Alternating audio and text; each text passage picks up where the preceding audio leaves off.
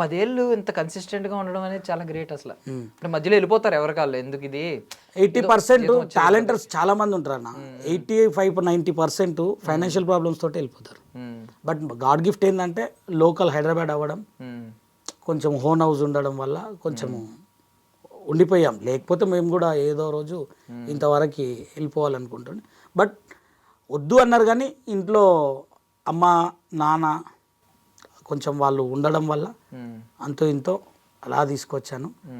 మధ్యలో పిట్టగొడ సినిమా చేస్తుంటేనే నాన్న చనిపోయాడు. అయ్యో. నాన్నగారు చనిపోయారు. ఆ తర్వాత కొంచెం బాగా ఇబ్బంది అయింది. ఇంకో ఇండస్ట్రీ వదిలేద్దామా, ఎందుకు మనకి ఇదంతా అని చెప్పి పడుతుంటే ఇది సినిమా ఇది మన మా టీవీ స్టాండప్ కామెడీ పడ్డది. స్టాండప్ కామెడీ అప్పుడు వచ్చిందా లైఫ్ లోకి? అంతకుముందు ఎప్పుడు ట్రై చేసేవారు అసలు కదా? స్టాండప్ కామెడీ అసలు చేయను కూడా చేయలే. ఓకే. ఫార్మాట్ ఫస్ట్ ఆడిషన్కి వెళ్ళా. నార్మల్గా మధురవాయిన్ షూటింగ్ జరుగుతుంటే ఆడిషన్ జరుగుతుందిరా అని ఫ్రెండ్ చెప్తే వెళ్ళా. ఇది మనకు రాదు, అది కాదు అని చెప్పేసి లైట్గా వెళ్ళి అక్కడ చేస్తుంటే అందరు చూసేసి ఏదో ఒకటి చేద్దామని చెప్పేసి ఒకటి సాంగ్స్ పాడా, ప్యారడీ సాంగ్స్ పాడి కొంచెం అటు ఇటు చేసా.